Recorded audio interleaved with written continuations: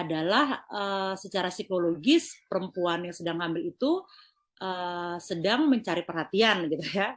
Salah satu cara untuk mencari perhatian dari suaminya atau dari orang tuanya atau dari significant others lainnya gitu. Jadi kita harus melihat juga konteks budaya di mana perempuan itu tinggal dan juga perempuan itu berasal ya. Kan kalau seorang perempuan itu ngidamnya makanan yang manis-manis kayak stroberi, es krim, coklat, itu mengindikasikan bahwa anak yang dikandungnya itu perempuan. Sedangkan kalau perempuannya itu ngidam makanan yang asin gitu ya, maka mengindikasikan bahwa anak yang dikandung itu adalah laki-laki. Nah,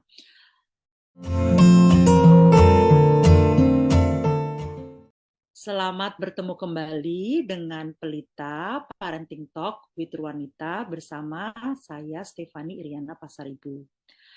Di episode kali ini kita akan berdiskusi tentang mengidam atau bahasa Inggrisnya craving during pregnancy atau pregnancy craving. Nah, pregnancy itu adalah salah satu peristiwa hidup di mana tubuh perempuan mengalami transformasi yang cukup besar ya. Dan oleh karena itu hampir di setiap bagian tubuh perempuan itu mengalami perubahan. Nah, sebelum perubahan-perubahan ini terjadi, mungkin teman-teman sekalian menyadari adanya perubahan pada appetite atau nafsu makan ya, atau pada selera makan. Dan pada beberapa perempuan hal ini terjadi secara dramatis perubahannya. Nah, mengapa saya sebut dramatis? Karena mungkin saja ketika teman-teman sedang hamil, itu ada makanan yang tadinya tidak disukai, kemudian menjadi suka terhadap makanan tersebut. Atau sebaliknya, yang tadinya suka, kemudian menjadi tidak suka, ya kan? Begitu. Atau yang bisa juga yang sama sekali belum pernah makan, yang tadinya sepertinya tidak suka sama sekali, lalu kemudian jadi pingin makan gitu, craving untuk mencoba makanan yang belum pernah dimakan sebelumnya tersebut. Nah, mari kita lihat apa sih sebenarnya yang terjadi dengan ngidam, ya, mengidam, dan juga apa yang membuat perempuan itu mengalami periode craving, pregnancy craving, dan juga makanan apa saja yang biasanya diidam-idamkan oleh para perempuan, terutama perempuan Indonesia, dan mitos-mitos apa saja yang terkait dengan pregnancy craving ini, dan kapan kita harus berkonsultasi kepada dokter atau ahli kandungan atau ahli gizi ketika sedang mengidam. Beberapa ahli itu juga ada yang mengakui secara jujur bahwa mereka tidak tahu sebenarnya mengapa sih ada perempuan-perempuan yang ketika hamil itu mengalami craving atas makanan atau ngidam ya. Jadi ada dua aliran. Jadi ada yang mengetahui apa penyebabnya, ada yang juga secara jujur mengakui bahwa sebenarnya tidak ada penyebab yang jelas atas terjadinya fenomena pregnancy craving ini. Nah, kita sekarang melihat kapan biasanya ngidam ini dialami oleh perempuan. Secara umum, ngidam ini dialami pada akhir dari trimester yang pertama, ya, di akhir 3 bulan pertama. Kemudian meningkat pada trimester yang kedua, dan lalu menurun pada trimester yang ketiga. Namun demikian, pada perempuan-perempuan yang sudah melahirkan anaknya dan kemudian menyusui anaknya, itu mungkin saja tetap mengalami ngidam ini, ya kan? Either itu mereka mengalami ngidamnya itu semakin intens, atau bisa juga semakin turun, ya. Menyebabkan seseorang perempuan itu mengalami pregnancy craving. Ada beberapa penyebab. Yang pertama yaitu perubahan hormon, ya. Jadi ketika seseorang perempuan itu hamil, tentu saja seperti teman-teman ketahui, mengalami perubahan di dalam hormonnya, jadi hormonal changes. Terutama hal ini terjadi pada trimester yang pertama.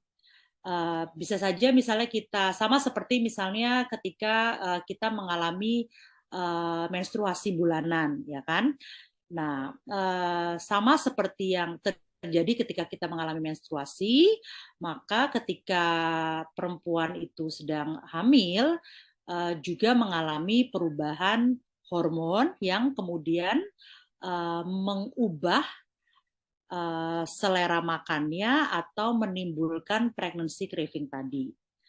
Nah, hormon inilah yang kemudian akan mempengaruhi sensori atau syaraf di dalam tubuh perempuan di dalam mengalami atau merasakan makanan, ya. Mengalami itu dalam arti bukan hanya merasa tapi juga mencium gitu ya, mencerca gitu ya, dan juga mood terhadap makanannya. Dan kemudian hal inilah yang menyebabkan setiap perempuan itu punya craving terhadap makanan yang berbeda-beda, karena ya itu tadi efeknya terhadap sensori, terhadap syarafnya juga berbeda-beda, ya kan? Bagaimana mereka mengalami makanan itu berbeda-beda. Nah, itu penyebab yang pertama yaitu hormonal changes atau perubahan terkait dengan hormon. Yang kedua yaitu perubahan sensori atau perubahan syaraf. Nah, banyak orang yang mengatakan bahwa ketika seorang perempuan itu hamil, sensorinya itu menjadi jauh lebih sensitif, ya. Misalnya, mereka bisa mencium bau yang padahal itu bersumber dari jarak 1 kilometer, ya kan? Misalnya dapurnya di sana atau makanannya restorannya 1 kilometer dari dia, kemudian dia bisa mencium baunya. Atau merasa overwhelm gitu ya terhadap bau-bau tertentu yang tadinya sebelum hamil itu biasa saja sekarang menjadi sangat menyengat gitu. Nah, ini juga mempengaruhi dengan apa yang tadi kita sebut sebagai ngidam atau pregnancy craving, ya kan? Nah, hal ini juga membuat misalnya makanan-makanan yang memang pada dasarnya sudah berbau tidak atau kurang menyenangkan itu menjadi dirasakan atau dialami menjadi lebih intens baunya. Kemudian penyebab yang ketiga yaitu adanya kebutuhan akan nutrisi yang berubah. Nah, tentu saja seperti yang teman-teman ketahui bahwa perempuan yang hamil itu mengalami peningkatan atas kebutuhan nutrisinya, ya, seperti mereka membutuhkan lebih banyak kalsium dan juga zat besi. Nah, perempuan-perempuan ini kemudian merasakan bahwa saya craving, misalnya craving untuk ice cream gitu ya, untuk ice cream. Tapi sebenarnya itu merupakan ekspresi dari tubuh mereka bahwa tubuh mereka membutuhkan kalsium yang lebih banyak gitu, ya kan? Tapi biasanya kan kita tidak sampai menganalisa, kalau seseorang perempuan itu craving ice cream berarti sebenarnya dia sedang membutuhkan kalsium. Tidak sejauh itu kan biasanya, ya kan? Tidak dianalisa sejauh itu. Tapi itulah yang terjadi karena ada perubahan dalam kebutuhan atas nutrisi gitu, sehingga tubuhnya meminta sendiri nutrisi tertentu, ya kan? Alasan yang keempat. Nah, alasan yang keempat itu terkait dengan survival of the fittest. Jadi siapa yang paling kuat itu dia yang akan bertahan. Nah, kadang-kadang ngidam ini kan tadi seperti saya bilang tidak hanya craving atas makanan, tapi juga merasa terganggu atau merasa tidak nyaman dengan makanan tertentu. Nah, either ini craving atau merasa tidak nyaman atau terganggu dengan makanan tertentu, itu sebenarnya adalah sistem tubuh untuk melindungi diri perempuan yang sedang hamil dan juga bayi yang dikandungnya dari hal-hal yang mungkin dapat merugikan ya secara fisiologis, secara biologis. Berdasarkan beberapa ahli, hal ini dianggap sebagai suatu bentuk alertness dari tubuh untuk melindungi diri perempuan tersebut dan juga bayinya dari misalnya kontaminasi bakteri gitu ya kan, karena kan kalau makanan-makanan mentah seperti sushi itu mungkin saja ada bakterinya gitu kan. Nah, itu merupakan salah satu alasan dari mengidam ini ya, survival of the fittest. Nah, kemudian alasan yang kelima yaitu sebenarnya ekspresi terhadap mengidam ini merupakan juga ekspresi bahwa perempuan tersebut membutuhkan comfort atau kenyamanan, rasa nyaman. Karena apa? Karena seringkali coba teman-teman ingat ya, ketika ngidam itu makanan-makanan yang diidam-idamkan atau yang dirindukan itu biasanya makanan-makanan yang misalnya makanan masa kecil ya, makanan yang ibu kita masak gitu, atau makanan di mana kita sering makan bersama suami atau partner kita gitu kan. Nah, sebenarnya itu ekspresi dari apa ya? Secara psikologis membutuhkan rasa nyaman, ya kan? Contohnya saya, ini saya cerita, saya sharing sedikit. Ketika saya hamil, waktu itu saya berada di Indonesia, kemudian suami saya waktu itu berada di Belanda. Nah, craving saya waktu itu adalah baklava, itu makanan snack Yunani, dan yang kedua itu ada Turkish yogurt ya. Turkish yogurt itu agak asam gitu. Nah, pada saat itu baklava bisa dicari ya, baklava bisa dicari di Jakarta, tapi Turkish yogurt ya bisa gitu. Nah, dan dua makanan ini adalah dua makanan yang sering saya makan bersama dengan suami saya pada waktu itu gitu. Bisa juga karena cultural expectation. Jadi secara budaya diyakini misalnya orang-orang atau perempuan-perempuan yang hamil itu harus mengidam makanan-makanan tertentu. Nah, terutama hal ini terjadi di budaya-budaya Asia. Salah satunya di budaya Indonesia ya. Karena ketika saya ngidam, ketika saya hamil waktu itu pasti ditanya, oh sedang ngidam apa Bu, mau makan apa Bu, gitu ya.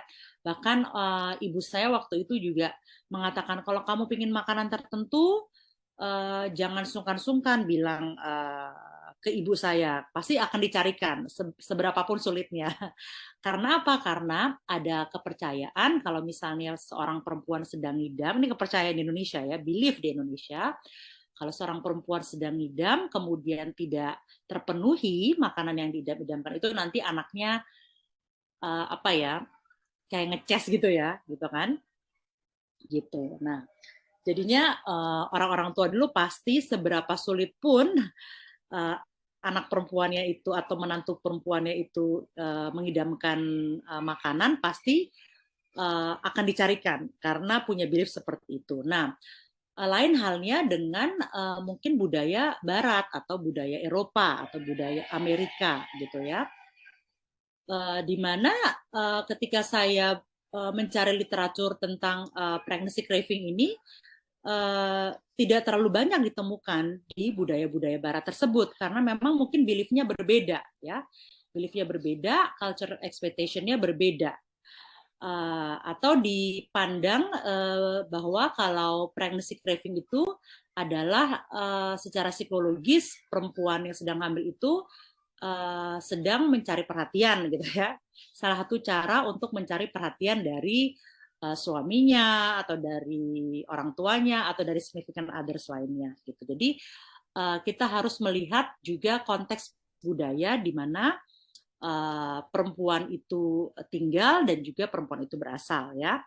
Identitinya seperti apa dan dia di mana dia tinggal. Nah, itu. Kemudian nah, ini ada beberapa mitos, ya, mitos terkait dengan pregnancy craving ini.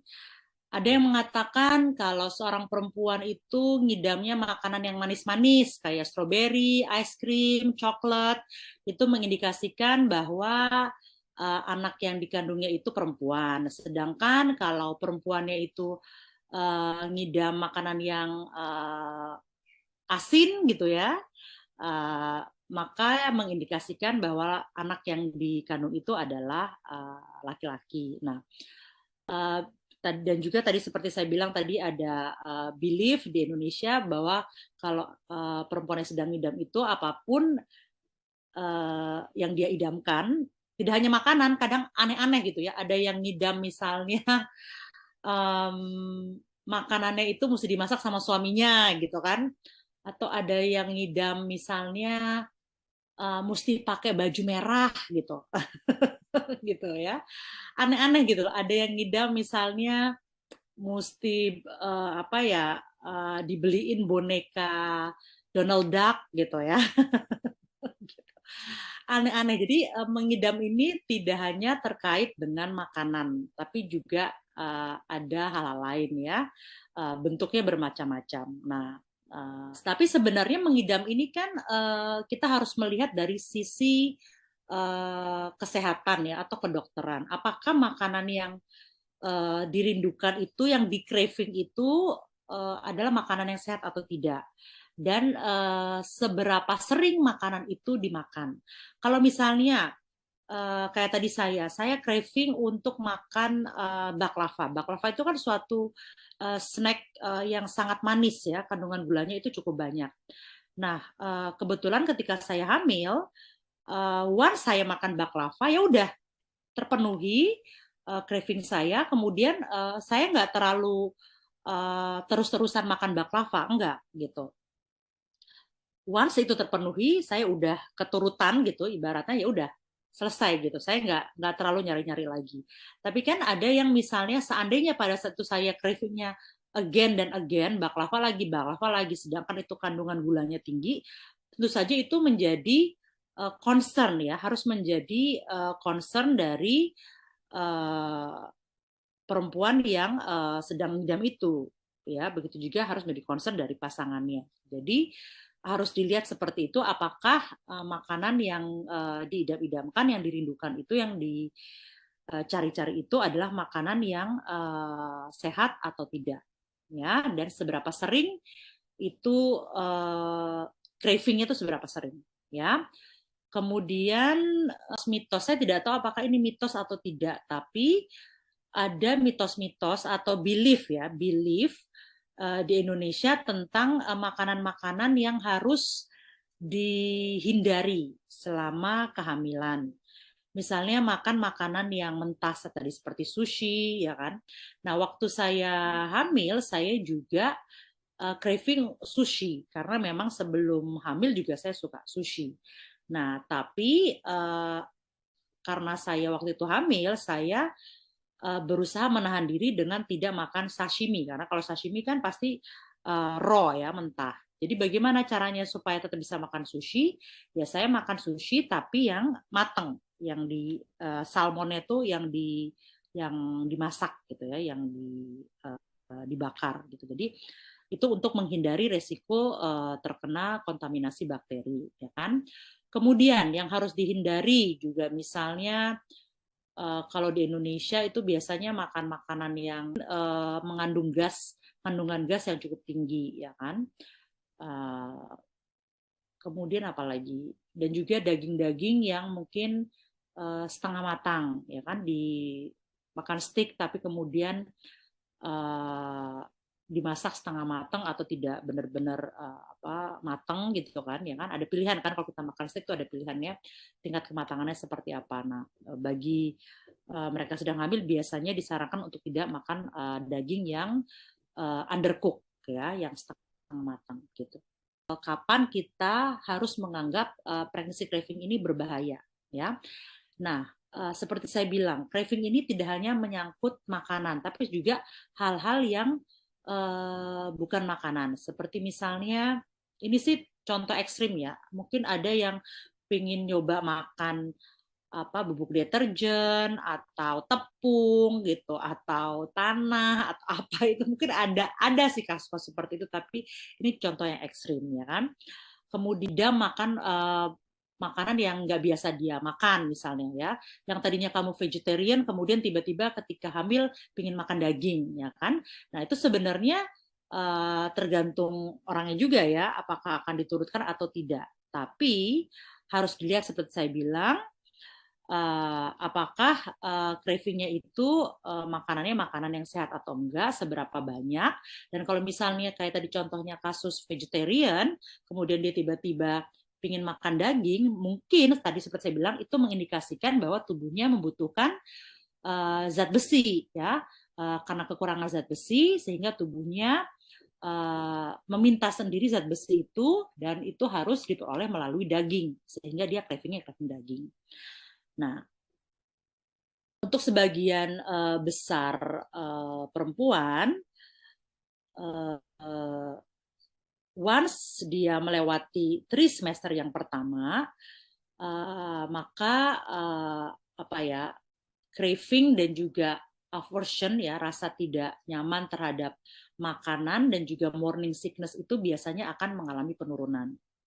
Nah, setelah itu biasanya baru kemudian mulai tuh perempuan tersebut bisa menikmati apa yang dia makan, sungguh-sungguh menikmati apa yang dia makan. Dan kalau sudah seperti itu, memang seharusnya kita memandang bahwa masa kehamilan itu adalah masa di mana masa yang harus dinikmati oleh calon ibu tersebut sendiri, baik itu dalam konteks mengkonsumsi makanan ataupun dalam hal-hal yang lain, ya kan? Jadi jangan terlalu takut juga untuk mencoba makanan-makanan yang baru ketika teman-teman sedang hamil, tapi ketika ragu untuk mencoba makanan yang baru ketika hamil karena sedang ngidam misalnya, kalau ragu jangan segan-segan untuk berkonsultasi kepada dokter ya kan, karena di sini resikonya adalah resiko yang kesehatan terutama untuk ibu dan juga bayinya. Jika seorang perempuan itu mulai craving makanan-makanan yang tidak sehat atau justru bukan makanan, ya tadi seperti bubuk deterjen misalnya, maka harus dipastikan itu sudah berkonsultasi dengan dokter, ya.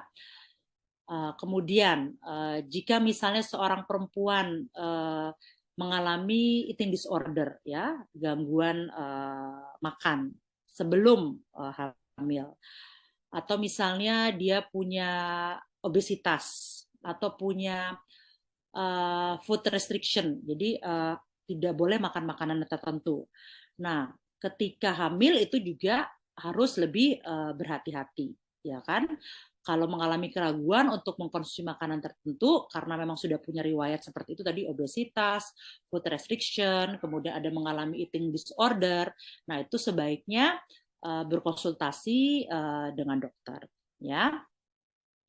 Nah, yang terakhir yang saya katakan adalah pregnancy craving, terutama untuk food craving ini selama masa kehamilan itu harus dilihat sebagai sesuatu yang baik, ya, yang menyenangkan, ya, yang justru akan membuat si ibu itu merasa bahagia dan juga calon bayinya itu tumbuh sebagai anak yang sehat.